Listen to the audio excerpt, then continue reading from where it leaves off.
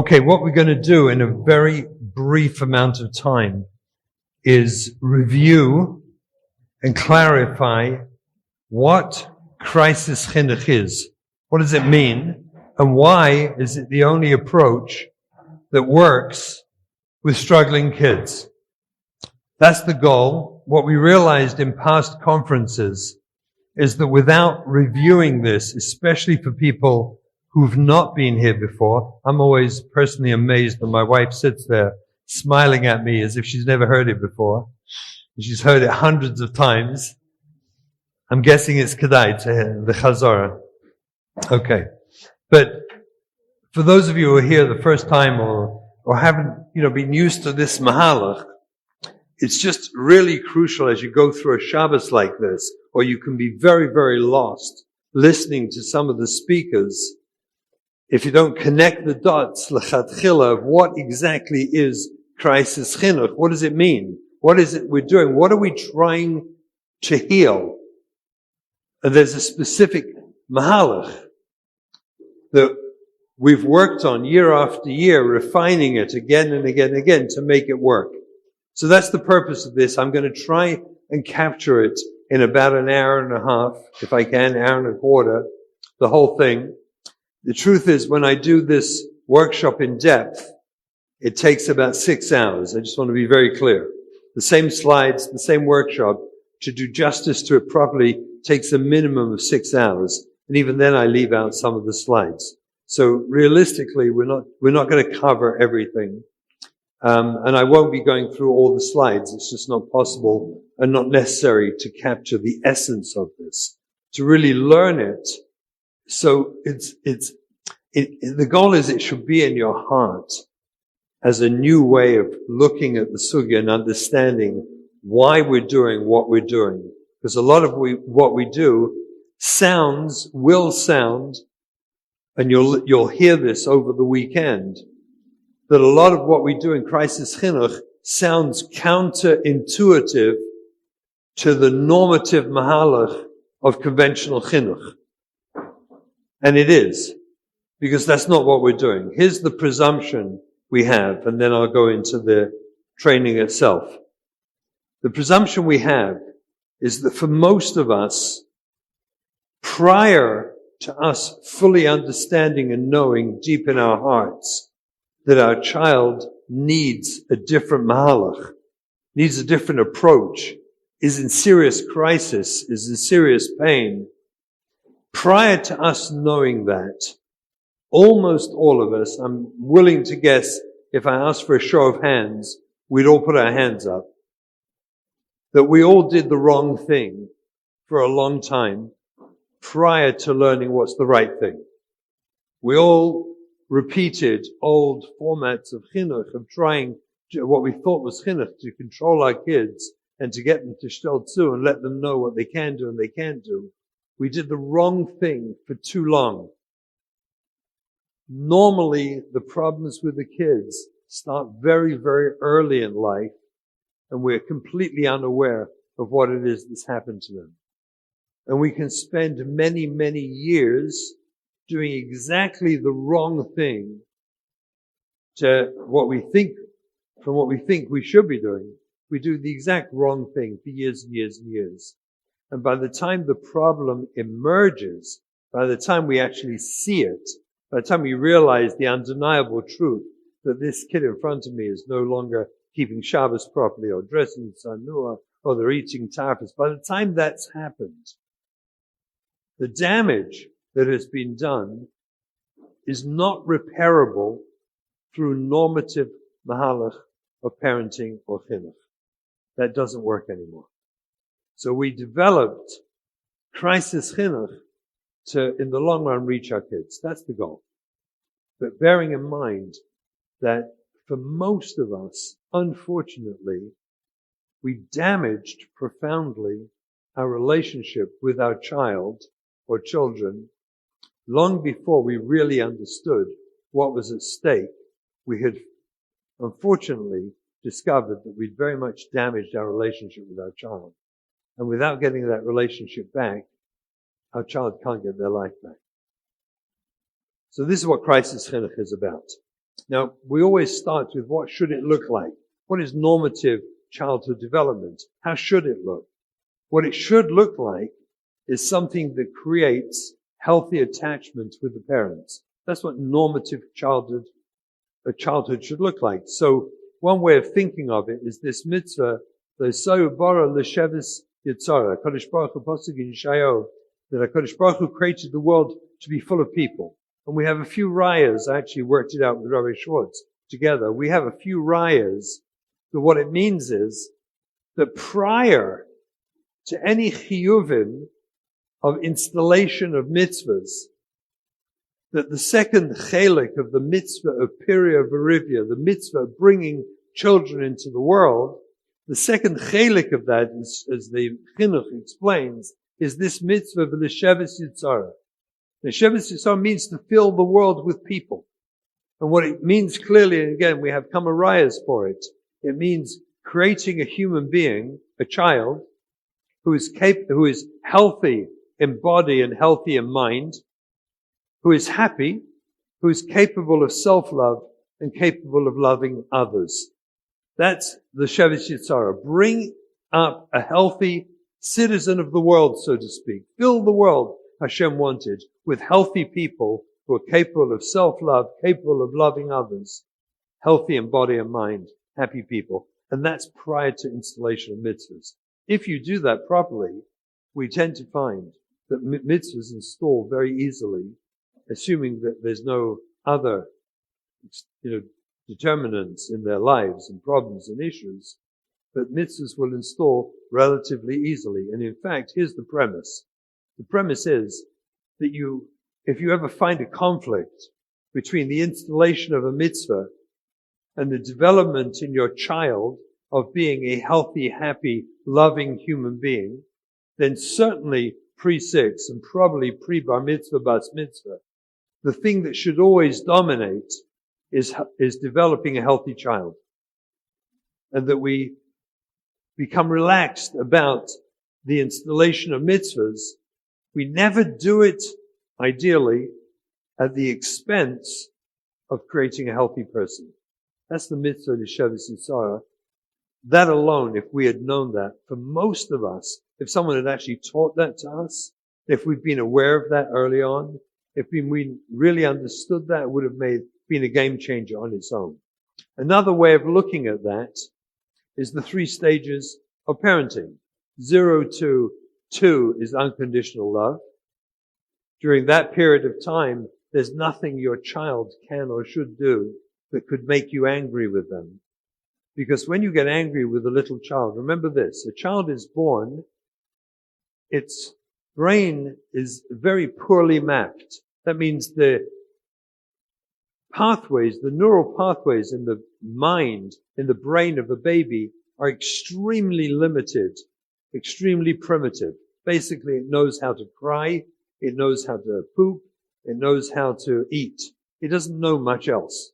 It certainly doesn't know that it exists. It doesn't, as you well know, those of us who've been parents, we know it doesn't know its own hand. Its hand can wander around and it has no clue. Harai can poke itself in the eye and scratch its face. It has no neural pathways to tell it these things. In the early 2 years, the first 2 years of life, we as parents are constantly programming. We're actually mapping the brain. Think of it this way. Just like if you have, any of you understand computers well, you know that when you turn your computer on, that embedded in the hardware is code. It's embedded into it. You can't play with that. And it turns it on and it makes it look a certain way. Then there's, of course, software that can change things. But every time you turn it off, it goes back to what it was. The hardware, we're talking about mapping the hardware of a child.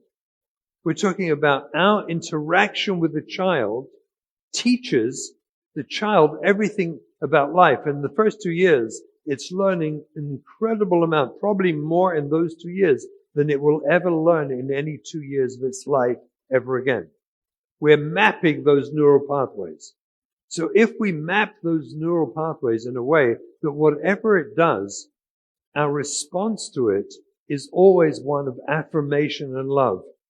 It never has to see, this is what I'm saying now is obviously impossible. No human being would experience this with their parents. But obviously to the midder that we do it more, you understand, that's what I'm saying. There's no one ever brought up a child where they never, ever looked frustrated or tired in front of the child, where the child could interpret, I'm upset with you. That's obviously not possible. However, to the degree with which in the first 2 years of life, whatever they do, whatever difficulties they challenge us with, like keeping us up at night, like making our lives miserable, like dirtying our clothes. I don't want to go through them all. We don't have time. But interrupting the process of our life and making our lives very challenging at times and very difficult at times. That's what children do. And when they do that to us, especially in the first 2 years, it's crucial and ideal that we respond to them with love and kindness. We laugh. We laugh. Whatever they get up to, we laugh. We take pictures. As I always say, those pictures of what they create, the chaos in our lives, will turn up beautifully for their Sheva Brachos. You'll show a collage and everyone's going to laugh and remember it. That's the way it's meant to be. So what we're actually doing, though, on a much deeper level, from a neuroscience point of view, is we're actually mapping the child's brain that what you do for me is create safety in my life. Whatever I do, you, my parent, love me back, and I feel safe with you at all times. That's the ideal. That's 0 to 2. Now, when that works well, then the next stage starts, which is limit setting. We set limits on children's lives because all children, all babies are born self-centered. They center on themselves in order that they can survive. Hashem made them that way. We as parents somehow have to work with our children in order to gift them the awareness and the ability to be other-centered, to center on someone else. So when you get married, you can center on your spouse. You can be other-centered at work. You can be other-centered with your children, with life. And eventually, of course, with Borei Olam, we can be other-centered, where I don't center on my needs, but I can serve Hashem by centering on Hashem's needs. That's the ideal. When you did the 0 to 2 properly, when almost all the time you were unconditionally loving, regardless of what they did, and in fact, especially when they caused havoc in our lives, we didn't get grimacing and angry and tough and tense. The body language holding the baby who's colicky did not convey to the baby that I'm angry with you, that I'm frustrated with you. It didn't, do you understand? The body language alone can convey such negative messages. When we didn't do that, and the baby, on the contrary, experienced the safety and love of their parents, regardless of what they did or how they behaved, then when we do the limit setting, they embrace that internally. The mapping in the brain tells them that that's in their best interest. So they can absorb it, they can accept it. It's received more naturally inside them. So when we do the structure and we do the rules and we do the discipline, because we did the 0 to 2, unconditional love, almost all the time, they therefore are able to embrace the limitations we set on their lives with the structure and the rules. They embrace that as something that's in their best interest and not something to resist, that we're just the horrible parents restricting their happiness in this world, that we're actually trying to do something good for them. When that goes well, then from 2 till about 14, 15, somewhere around there, the limit setting, we then move to the stage of guidance, where we can guide our kids in their life choices of yeshivas or seminaries, of work options, of am I learning, am I working, of choice of marriage, career, education. They turn to us for guidance because we've established something safe and secure and meaningful to them where they feel safe with us. This is the ideal picture of parenting, and it's important to understand this. It's important to understand this because with this understanding, we can, as you heard me speak earlier, my tears when I'm emotional about it, is for what I didn't know earlier. I didn't know this earlier. It's my sadness in a way for not having known what I wish I'd known, and certainly what I know now. So there's another way of looking at that. And I've been teaching this word now, attachment. It was a decision of mine 5-6 years ago to get this word out. In fact, it started, I think, here 6 years ago.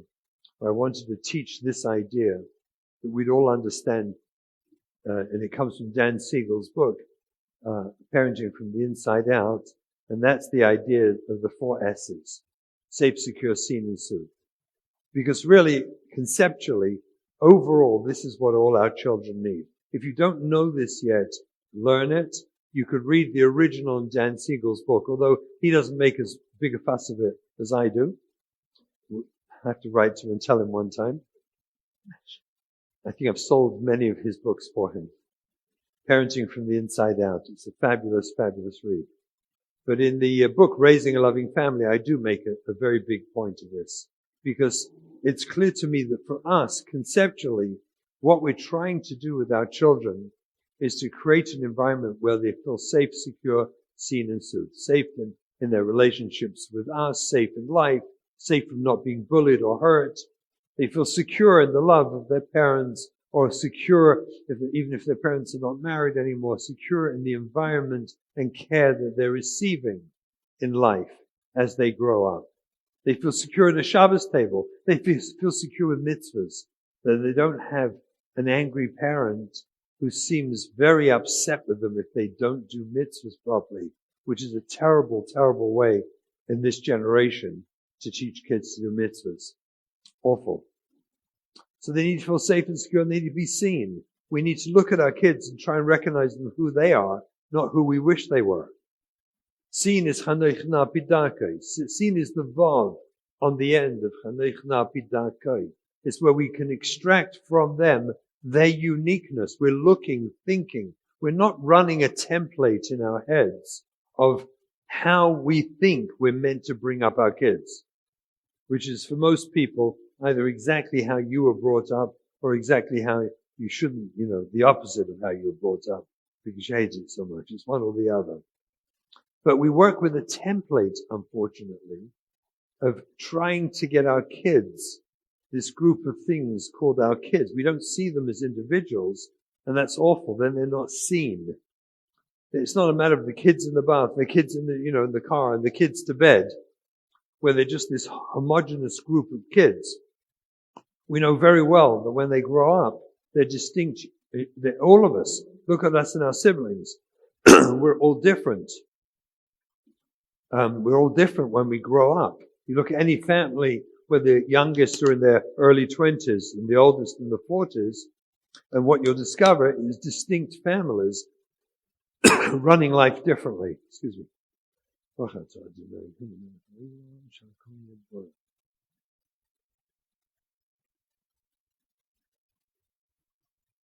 Okay. So we have to pay attention and put effort. This is all ideal, and I'm going to explain how this juxtaposes with crisis chinuch in a moment. So the ideal is that we actually observe our kids, we watch them, we're constantly thinking about what is their uniqueness. We're looking for what's special about them, whether it's a specialty in learning or midas or in hanhaga mitzvahs or the ability to be musical or they're talented at writing or art.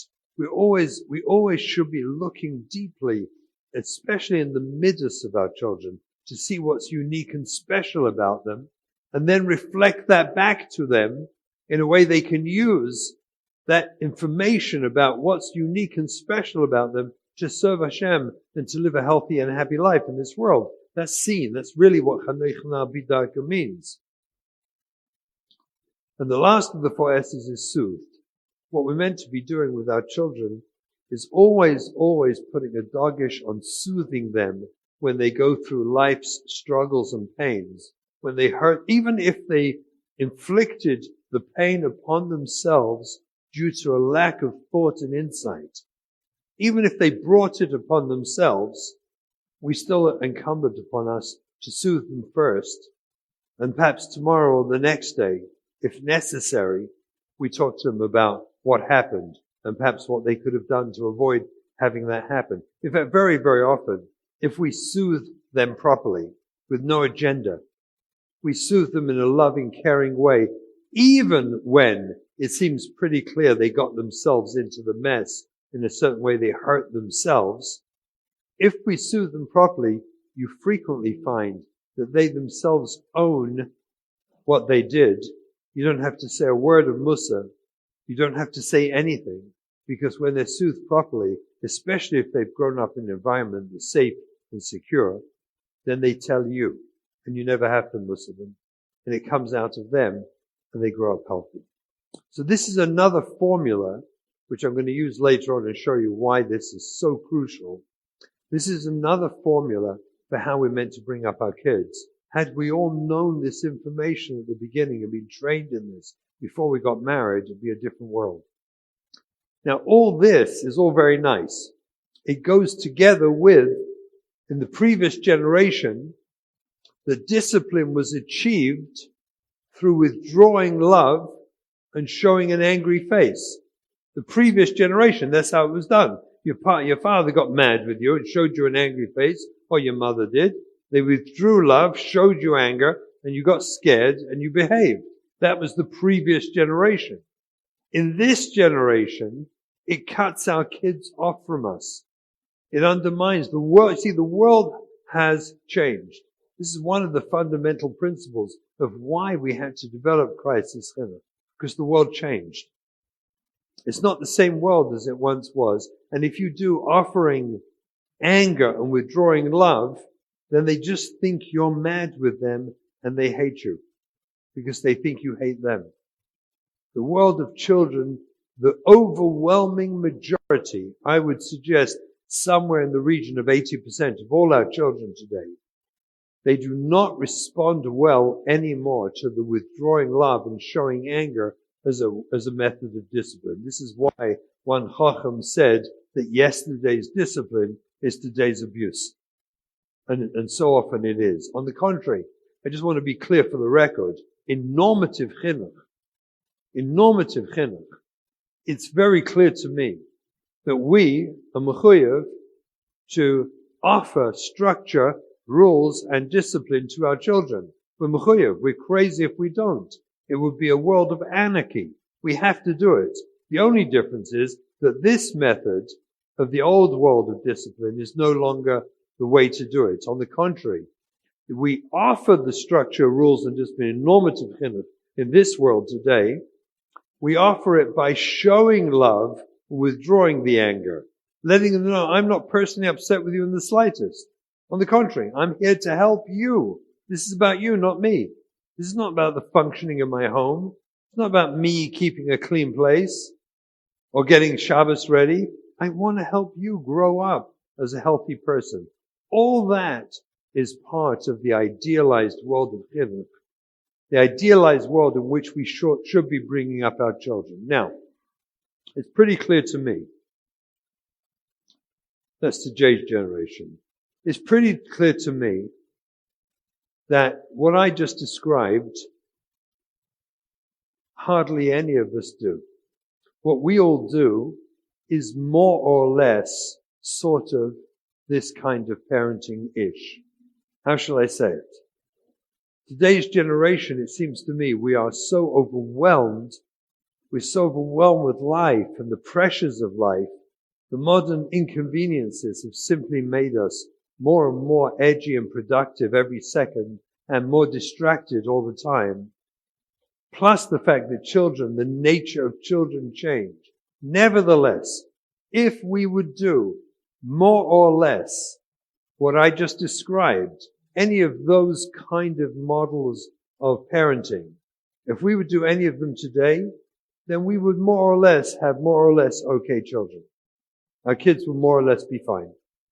And they would come through the system, despite how difficult it is for most kids, they would come through more or less fine and probably bring up another generation of more or less fine kids doing more or less fine parenting.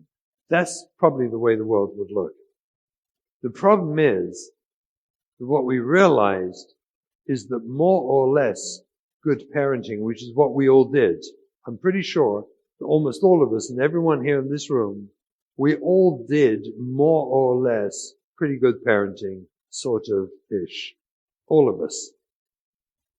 And the problem is that doesn't work anymore when trauma strikes. That's the problem. You have to understand this. Otherwise, you'll never get the subject of crisis chinuch. You'll never understand why we need crisis chinuch. Because more or less good enough normative parenting, which most of us did, and would work, and does work even today with more or less most kids, simply doesn't work when trauma strikes. This is the chiddush of crisis chinuch. It's the chiddush we're trying all over the world to teach to people so they can make the shift. It simply doesn't work. It's not strong enough. And so what we have to do is move in a different direction if and when we can understand what the trauma is that's hit our kids, so that we can then work out how to reconnect our kids. Because remember this, the word trauma for our purposes, if that word was a word in Yiddish, Hebrew, or Aramaic, we would have to teach it into English. And if we would, for our purposes, the word trauma in English would mean disconnect. That's what the word means. Kadosh Baruch Hu made the world in a way that when you experience trauma, a traumatic event, which I'm going to explain in a moment, then Kadosh Baruch Hu made it that your nervous system, your brain, your neshama, call it what you will, separates from the source of the traumatic event or events to save your life. That's its purpose.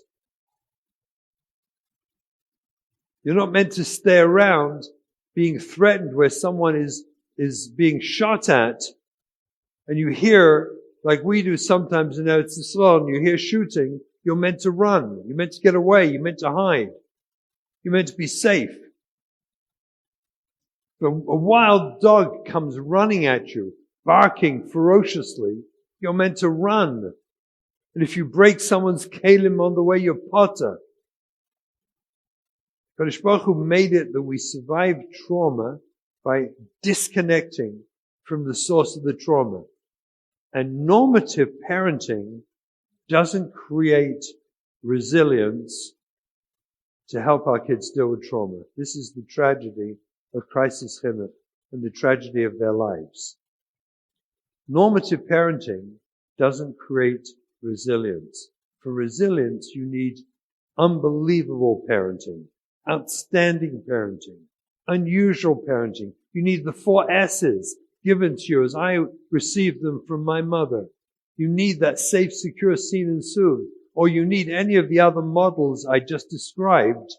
And they create resilience. That's why it's so crucial. When we wrote the book, our thinking was of everyone gifting it to young couples when they get married. Read it now. And so many people have written to me and told me they bought copies for all their married children. Everyone should have one and read it right away, because if you know how to create resilience, then when trauma strikes, if it strikes, your child will turn to you. The damage will be minimal. They will get the help they need, and they recover swiftly. And frequently, they organize their lives, their future lives, in a positive way around the impact of the traumatic event. That's when you have resilience. If you don't have resilience, unfortunately, the lives of our children collapse when trauma happens. I want to explain what that means. So what is trauma? I'm going to run through this very fast. But remember this. Think of your child in crisis. You know they've been through trauma when they'll have a severe psychological reaction at exposure to internal or external cues that symbolize or resemble an aspect of the original trauma. So whatever the trauma was that happened to them, they completely freak out. A person will completely melt down when exposed to those triggers that remind them of the original trauma. So what were the traumas for us? Oh, and one last thing first, complex PTSD. See, most people, when they think of trauma, and by the way, in every audience I've ever spoken to, there's always been people who have been through some of the things I described, and they didn't go off. And they didn't go off. And they come to me afterwards as if with a kasha. It can't be true, Rabbi Russell, because I'm telling you, I went through this, or I know someone who did. Usually they tell me that. I know someone who went through it, and they didn't go off.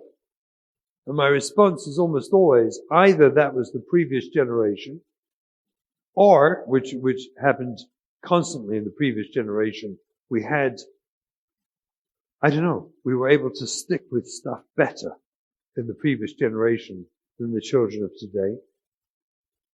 But more likely that their parents gave them the components of resilience. And if you didn't go off, now you know this, go home and thank your parents, or go to their graveside and thank them. Because you had resilience. And that's why you didn't go off. For all the children who didn't, think of it this way. There's two types of trauma. There's single event trauma, things like, God forbid, a rape or a car crash when someone dies in the car. That's a single event trauma. Most of us are more familiar with that single event. The more common trauma that happens to our children is under the framework of complex trauma. And complex trauma, think of it as a myriad of micro traumas.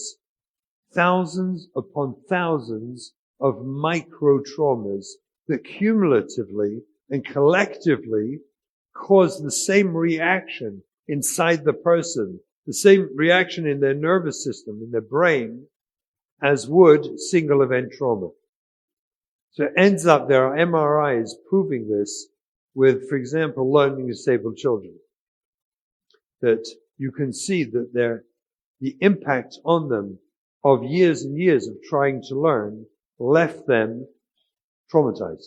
And we'll come to explain that very shortly. So what is the trauma? So in our world, again, I'm cutting this all very, very short. Just to give you the Rosh Prakim and head you to why crisis chinuch works and what actually crisis chinuch is. So what is the trauma we're dealing with our children? So there are essentially two types or groups of traumas. All our children, all the frum children in our world, the yeshivisha and the chassidisha world, live their lives supported by two amudim.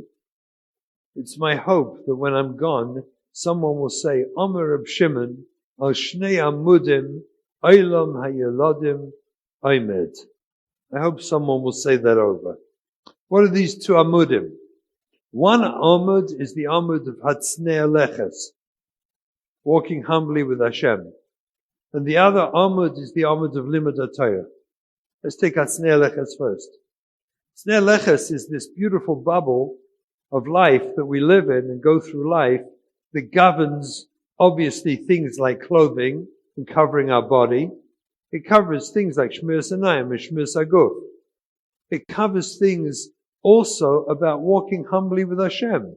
That if you're a particularly wealthy person and you're fortunate enough to donate a building, when you put your name on the side of the building, do it modestly to encourage others, but don't put 20-foot high neon letters flashing with red arrows, flashing from 100 miles away, pointing at your name. That's not Hatznei Aleches. Hatznei Aleches governs the way we live, governs for the noshim, their clothing, and covering their bodies properly. It governs for the men, things like Shmir Sanayim, Shmir Saguf. This is all included in this world of Hatznei Aleches.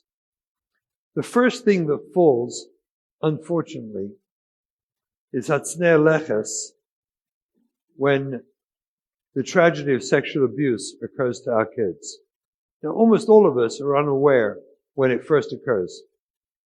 It takes years sometimes, and in some cases, It is so buried deeply, it was so painful that they repressed it completely. There are countless cases I deal with all the time of children who were clearly exploited and used. I don't go into the details of this now because it's awful, but exploited or used by babysitters in a sexual fashion. And these kids grow up with an interest in themselves sexually that makes no sense. Sexual abuse occurs to 20% of all children in our world. 20%. When a child is abused, sexually abused, and doesn't have the profoundly wonderful parenting that we wish we had had, which means they don't have resilience, then that child is now locked into a world of pain, struggle, distance, and disconnect. On the one hand, they're living with parents and school who are constantly encouraging, pushing, exhorting them to live within the world of Hatznei Aleches. We nudge them about buttons, buttoning this button, and the way they walk, and what you wear, and your clothing, and the length of your skirts, and all the rest of it. And we drive them crazy as they resist us on these issues, unaware that inside them, they are aware of themselves, unfortunately now, as members of the community of sexually active people. They now belong there. See, in our world, the ideal of our world, Yeshivische, Hasidish, the frum world, all of it, the ideals in our world is a child should reach the wedding, the chasna, and halavai have limited or little information really about sexuality. And then when they become chosin and kala in the ideal, we then provide them a chosin teacher and kala classes where we educate them about how we approach in the frum world, what is the Torah approach to sexuality. What happens for those fortunate young people is that the bubble of Hatznei Aleches, the world of Hatznei Aleches, is simply expanded to incorporate the world of sexuality, which also has to be conducted within the framework of Hatznei Aleches. This is the ideal of our whole world. This is what we all wish for. I actually once met a couple for whom this had actually occurred, and they reached the chasna completely unaware, they told me so, of how babies are born, how they had no clue, nothing, zero. I met one couple. Theoretically, we would all love that if that would occur for our kids. Of course, the kids have knowledge and education today, and they have awareness, and it's a different world, and that world is probably past, where people will actually arrive at the chuppah with zero knowledge of any sort. Maybe there's a few left. Here's the tragedy for the children who were sexually abused, and unfortunately, for most of the sexual abuse victims, they will now find themselves self-aware sexually. They'll be aware of themselves and maybe even engaged in themselves or with others sexually prior, obviously, to being married. That's the product of sexual abuse, what it can do to a child. Why is that a tragedy? I'll tell you exactly why. Imagine a normal young lady goes to seminary, comes home, and the parents find her a shidduch, and she quickly finds a good shidduch, and the chasna is 5 months away. And 5 months later, the chasna comes, a beautiful, wonderful day, and 3 months after that, she comes to her mother, and a little bit shy, a little bit embarrassed, and she announces to her mother, "Mommy, I'm pregnant." That is, for most mothers and daughters, an awesome moment. For most mothers and daughters, that is more special than even the chasna. That moment is, there's going to be another door. My daughter can have a baby. It's just a moment of joy and happiness for those that have experienced it. That's awesome and amazing. And in many cases, like I said, more special than even the chasna. The mother does not turn around and says, "You what? You what? What are you talking about?" Right? No one asks how she got pregnant. We're just happy she did and we move on. This is the way, ideally, in our world, we approach this. Now imagine the same girl comes back, she gets a shidduch, she gets engaged, chasna is 5 months later, and 2 months later, 3 months before the chasna, she comes to her mother and says, "Mommy, I think I'm pregnant." This is a disaster she'ein kamo. This is Gehinnom of die Welt. This is a moment everyone wants to die. There's only one difference, 3 months. 3 months after a chasna, 3 months before a chasna. You hear 3 months before a chasna that your daughter's pregnant, you want to die. You're so shocked, you go into freeze mode, you cry, you collapse on the floor, you don't know how to handle the whole thing. There's recriminations, there's anger, there's blame, it's a disaster of disasters, Shalom Aleinu. Because there's no framework. We have in our world, our frum world, zero, and I mean zero, framework for expressing oneself sexually prior to being married. There is no makom, and not only is there no makom for it, it's considered disgusting, terrible, loathsome, revolting, a crime. When rabbis and teachers, well-meaning, talk to the girls and the boys about this, and they talk about tznius, they talk about the lack of tznius, thus is goyish. That's not Kedushas Yisod, this is goyish. This is for the goyim, das nicht für uns. They talk about it in a way and they mean well. What does the life of a sexual abuse victim feel like when they go to school or seminary or Beis Yaakov high school or seminary? I can tell you because I talk to kids. I'll tell you what their life is. It's an absolute living hell. For many of them, the choice is simply to go off the derech and become sexually active because that way they can say nothing bad happened to me. I'm enjoying my life. I'm enjoying my life.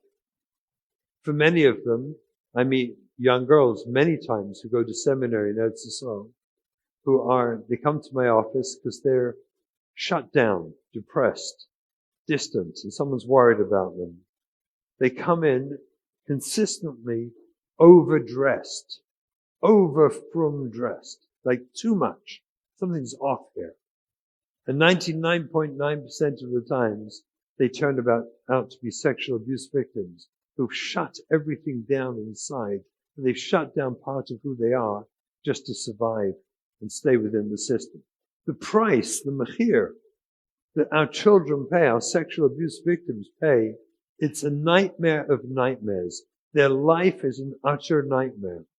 They are aware of themselves sexually due to no fault of their own. For many of them, they were molested at a very, very young age. Little boys are frequently molested the first time in primary when they go to school and bigger boys get hold of them and play with them sexually, age 5. Little girls frequently are played with at age 8 and 9 by an older brother, 14 to 15, is the first time they get sexually abused. And these little kids now have to go through life hearing us, parents, rebbeim, teachers, well-meaning, darshaning about tznius, about the godless and greatness of being a tzanua. Fully we are unaware that sitting in front of us are our own children who've been sexually abused and are mortified to the core of their soul and have already come to the conclusion that if you would know what I'm up to, you would reject me. you would throw me out your house. I would be one of those goyim you keep talking about. I'd be that shagetz.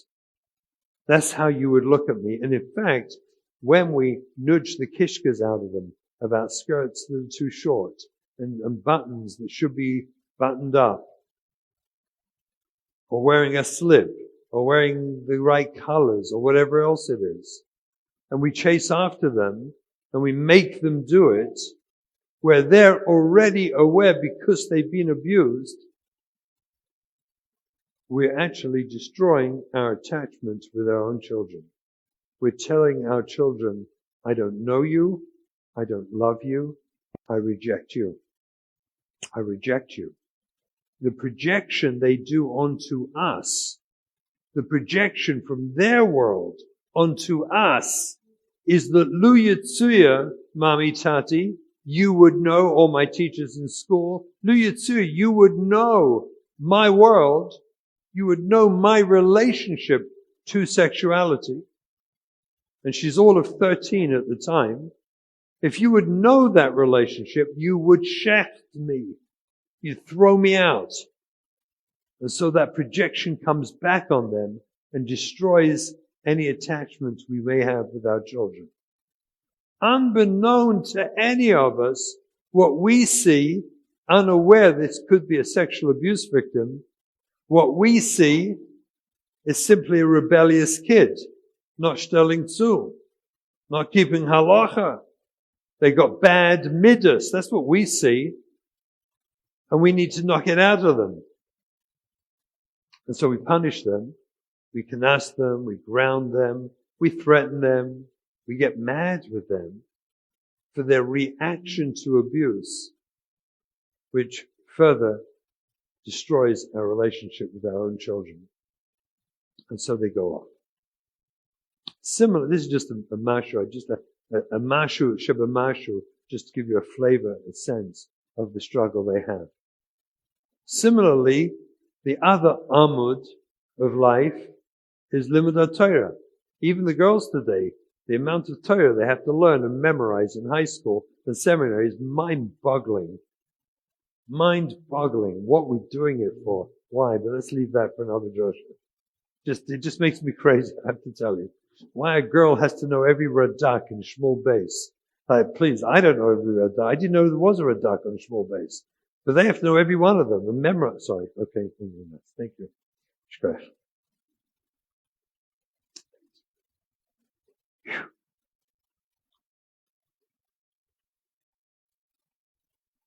My wife just saved the day.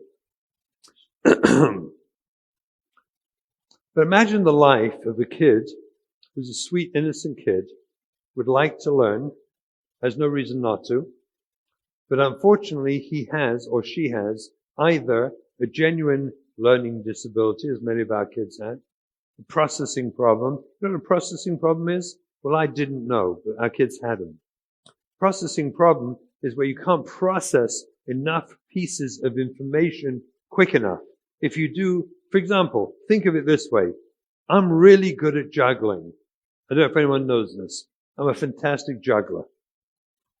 Anyone knew this? Give me one orange and I'm amazing. I could go all day. I'm really amazing. Give me two, about 30 seconds, think. Give me three instantly. I have no clue how to juggle three things. Well, guess what? In the world of learning, a processing problem for one, there's many, I'm just giving you one.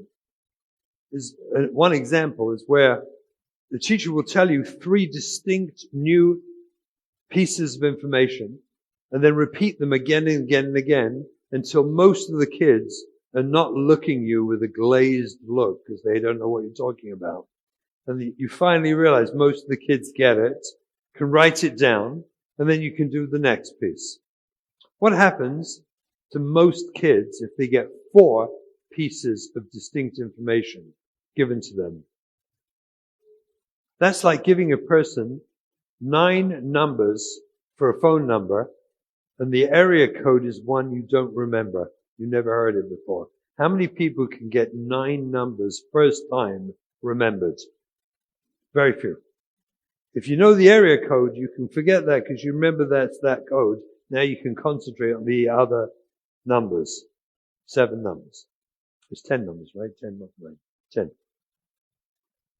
A processing problem is like that. And there's many, many, many learning disabilities. Now, just imagine a kid that comes into the world, our world, where everything, prestige, in the yeshiva world, the Hasidic world, the prestige is about learning. The kid that learns the best is the most chashuv. I had a Rebbe one time told me how when kids in his class, the kid will say Taisus Kasha, he makes the whole class stand up and sing for him. Because he asked Taisus Kasha. He asked me why that's wrong, he said to me.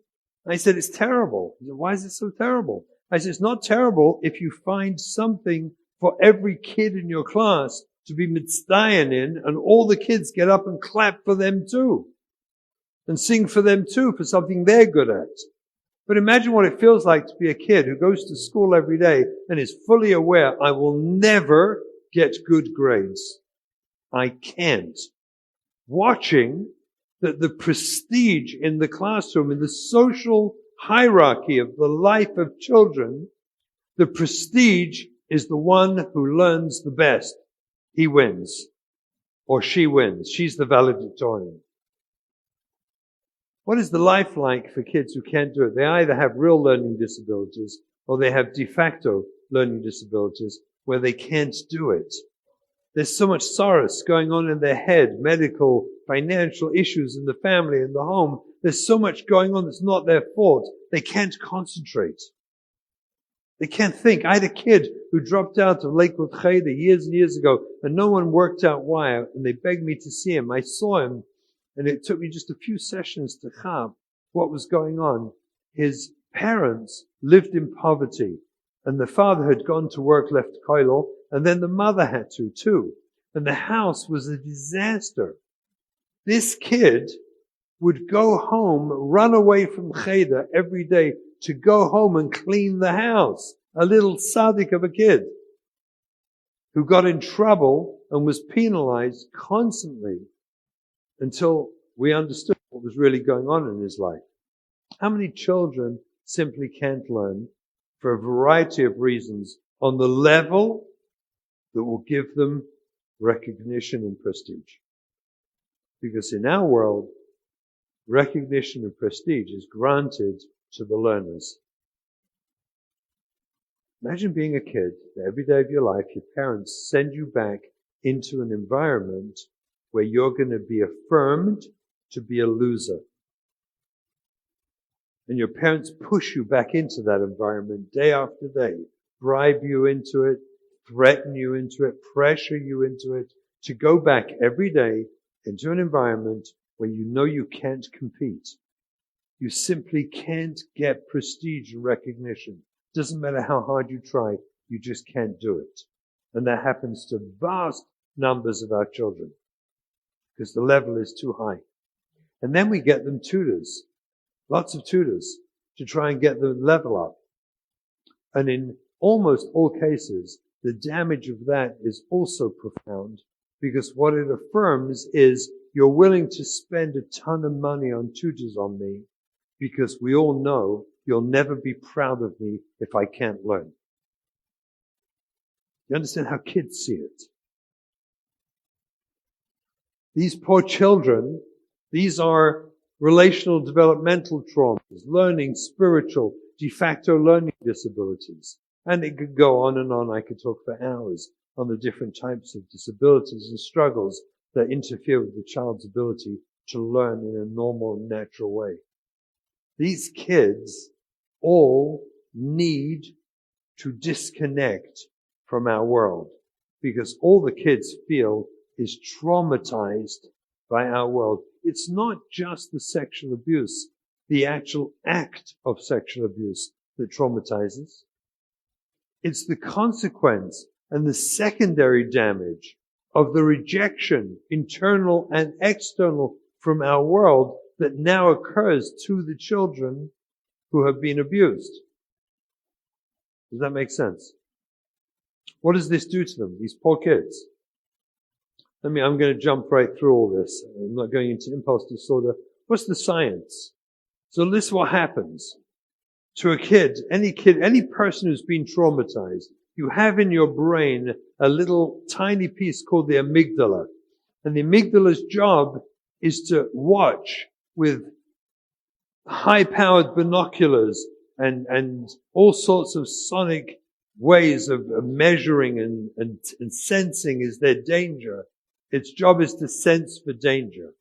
And what it does is it takes a person who senses danger away from the source of danger. It's unconscious. It just happens. So what does it shut down? Its purpose, the amygdala, is to protect us, to make us safe. Let me move just quickly here. Here's the important thing. It has the ability to shut down the parts of the brain that we call the prefrontal cortex, the front part of the brain. And this is very crucial. If you look at your kids and think about your struggling kids, how irrational, how scared, how threatened they get when we kind of tie them down to want to conform with something. They bug out. They freak out. Forms of control, the attempt to keep them at a Shabbos table or to sit through a Seder can freak them out. Because a child who has been sexually abused and sees themselves as a person who's a discard, who's a reject of our world, or a kid who can't learn and can't read properly, they disconnect from everything to do with our world. They need to... Hello? Oh, we're back up. Thank you. Shkoich. Thank you. He's the best. Okay. So what happens is the amygdala shuts off the prefrontal cortex because you don't want to think. You don't want to be caring. You don't want to be compassionate. You don't be thoughtful. So look what happens when you go from the executive states, the green, into the emotional survival states. It disconnects you. That's what happens when a kid gets triggered. They get disconnected. That's why they freak out at us when we try to control them to do something that's actually triggering them because it connects with the early trauma that they experienced.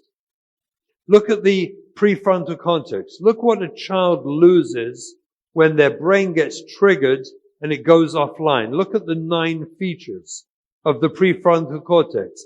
Empathy, insight, response flexibility, emotional regulation, body regulation, morality, intuition, attuned communication, which is probably the most important, and fear modulation. They lose, it's not really a switch off and on. Think of it as a dial. It gets dialed down. Their capacity to have access to that is limited or gone because their brain is doing exactly what it's meant to do. Get me out of here. They disconnect. That's why I said trauma is about disconnect. The experience of trauma is where the brain is now programmed to disconnect the child from anything that could be provoking or stimulating the trauma. The tragedy of that is obvious because if the trauma is related to tznius, to our world, to learning our world, then the child simply has to disconnect from our world. So this is how it works. I'll just give you this, and this is why you'll understand crisis chinuch from this moment on. And I hope this will help you understand what we're going to be doing over this weekend. Years ago, I described what I call the happiness-pleasure paradigm. And it's like this. Happiness is found in only one place, in the embrace of a long-term, meaningful relationship. That's where happiness happens. Ideally, happiness is a relationship, husband and wife with each other, or parents and children, or friends.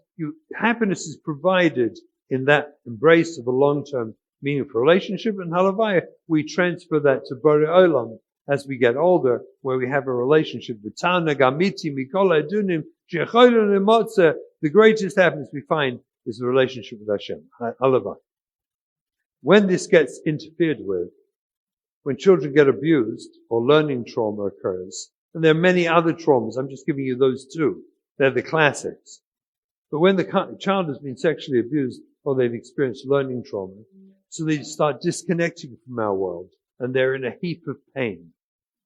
Because when you lose happiness, when you lose the relationship with your parents, with your society, with your community, is what happens to all these kids. They lose the relationship, first of all, with their schools. They lose the relationship with their friends. The so-called good friends don't want to hang out with them anymore. Right? They lose relationships, friendships. They see how the community looks at them and treats them. And in the worst tragedy of all, they feel they've lost their relationship with their parents, who are always angry and mad. What do kids do when they're in so much pain? So they fill the hole in their heart because their heart is hurting, and they now have a hole in their heart because of all the pain they're living with. They fill it with fun activities. Fun activities. It starts with little things. Music that perhaps is a little edgy, or reading material that's a little, not what we would approve of. They do stuff, and the only reason they're doing it is nothing to do with rebellion. Not rebellious. They're doing it because they have a hole in their hearts and they hurt. And they fill the hole in their heart with things that both distract them and entertain them. So movie shows, TVs, whatever they're doing stuff to fill the hole in the heart, no other purpose. Unfortunately for them, we catch them. We always catch them. And when we catch them, untrained, because you never came to Kesher Nafshi before, or you don't understand how this works, the untrained person who doesn't know Christ's chinuch always gets angry when you catch them doing things that they really only did to fill the hole in their heart. You get angry with them because you weren't trained. You didn't understand. When you get angry with them because they're doing fun or distracting things because they hurt, what does that do to their relationship with you? It hurts their relationship, which means there's more of a disconnect, which means there's less happiness because the relationship got impaired, which means they now need more fun activities to both feel the pain and analgesic and distract themselves from their pain because they're hurting more. Unfortunately for the kids, no one ever told them that we'll always catch them, and we always do. And now they're smoking up, and they're doing things like that, and we catch them and we go crazy. It was bad enough you were just doing this vaping thing. And then we were so mad with your vaping. You had to vape. Why are you vaping? Right? And now it turns out they're vaping marijuana. And now you're really fuming. What is that anger? Because you weren't trained in Christ's chinuch yet. What does that anger do to the hole in their heart? It makes it bigger. Why? Because it ruins your relationship with your child more. So there's less happiness in their life. So the hole in the heart gets bigger, and now they actually need more negative stuff to fill the hole in the heart.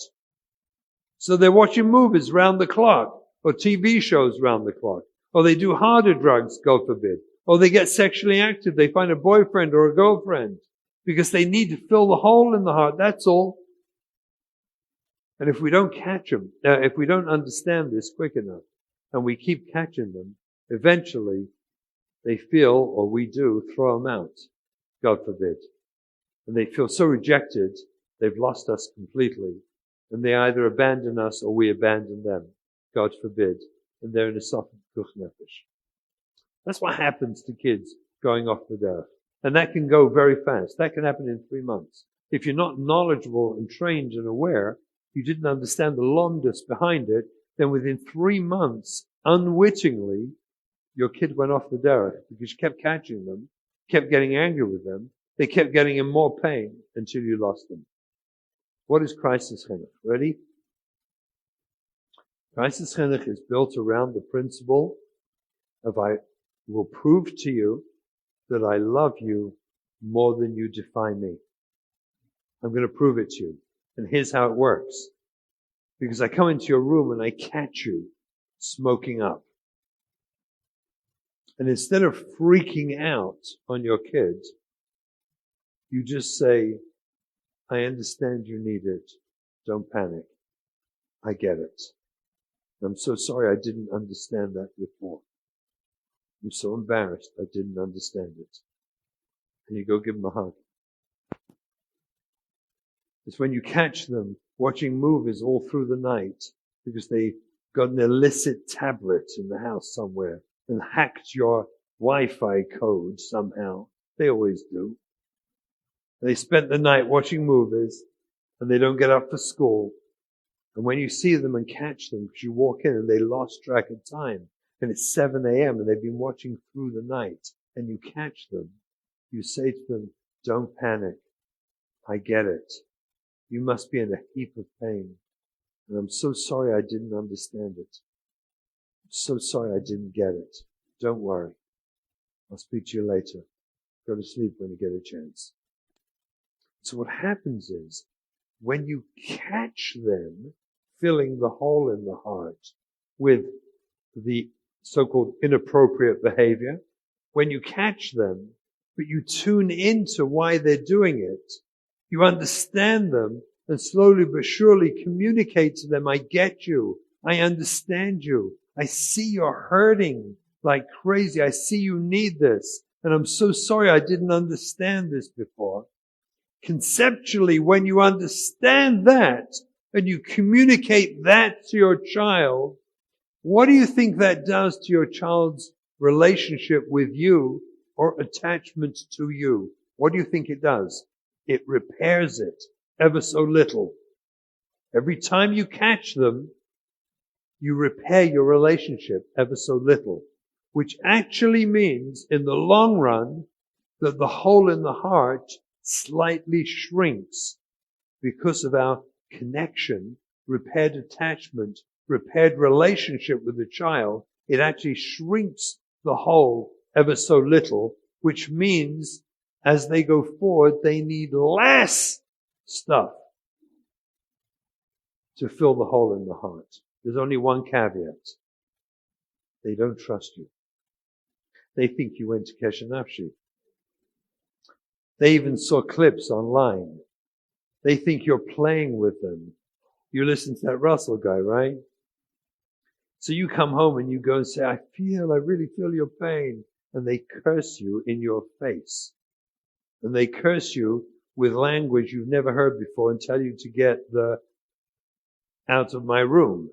When you're ready to come in, I embrace you, I love you. Because you just came back from KN-10. And when they do that to you, you say, I deserve that. I got it. Don't worry. We're good. And you leave the room. And you come back and do it a few days later. And you notice when you do it a couple of days later, you didn't get mad, that the edge of the curses is a little less. They have to defy you for you to be able to love them more than the defiance.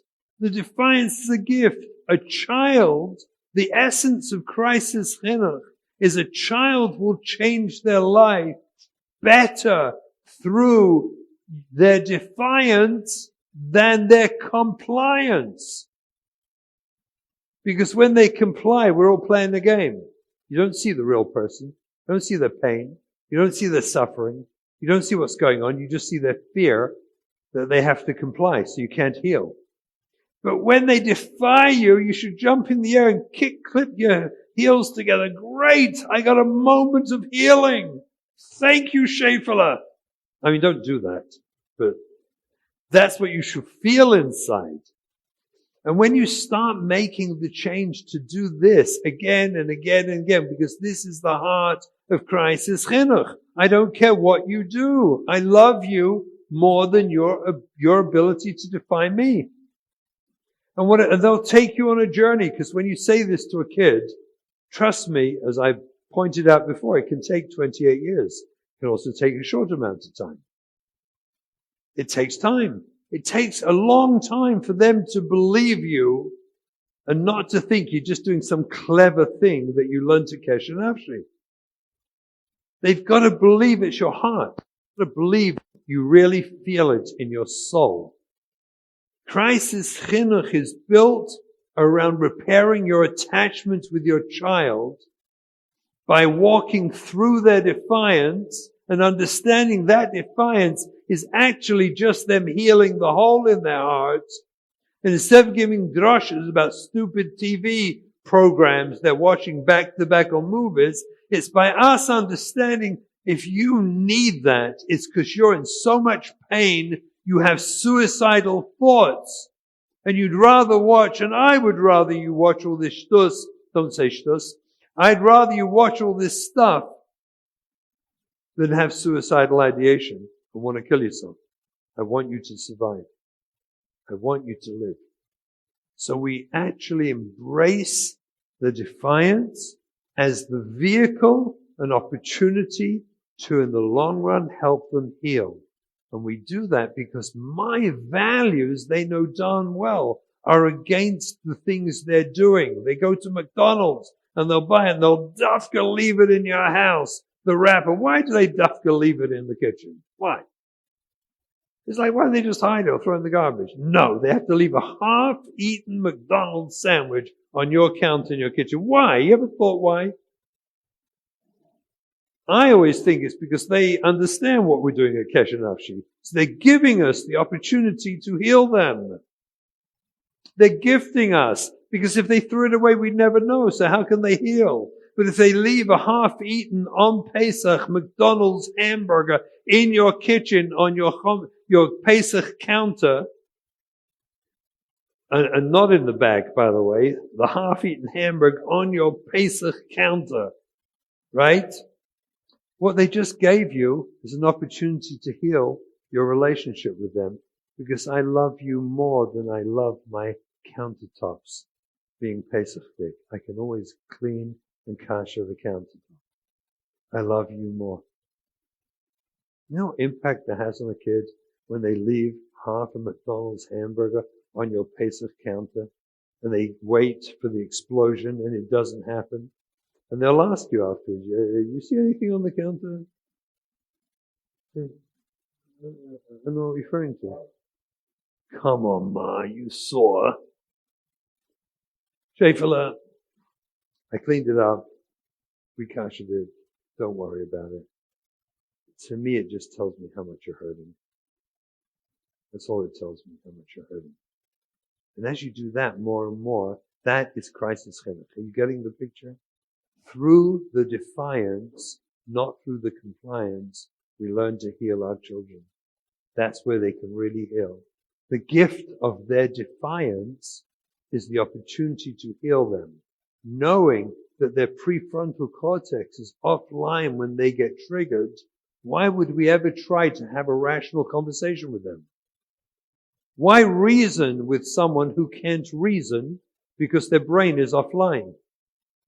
But instead, if we provide safety and security to the child, then their brain comes back online, and then we can have conversations with them, and then we can help them in the long run. My wife and I have observed this of the 6 of our children who went through various struggles of Shmir Shabbos and other mitzvahs in their teenage years. 5 of them came back to be authentically frum. And I'm not saying that the frumkeit is the issue. It's a mile marker. It's a siman ladava that you can heal, because when they do heal, that's where they want to go back to. That's where they want to be, close to you. They'll do whatever it takes to be close to you. Crisis chinuch is built on the premise that their defiance gives to us, yields to us, the opportunity to heal them. You cannot heal through compliance. Laws up with compliance. Look for defiance. Embrace it. Love them through it. Accept them through it. Oh, by the way, don't worry. They'll never think that you agree hashkafically with their behavior. Ever. They know very well. You don't have to give them drashas. You don't have to worry about lifnei iver, because they'll hold that I agree we should all watch movies all night. It'll never happen. Don't worry about that. What they witness and experience is the opposite of the trauma they experienced in their childhood, which detached them. We will reattach them through our relationship with them. That's crisis chinuch. I hope everything you hear this weekend will be mechazik this, and we can go back to truly new people. Thank you. You've just experienced another Torah class brought to you by TorahAnytime.com.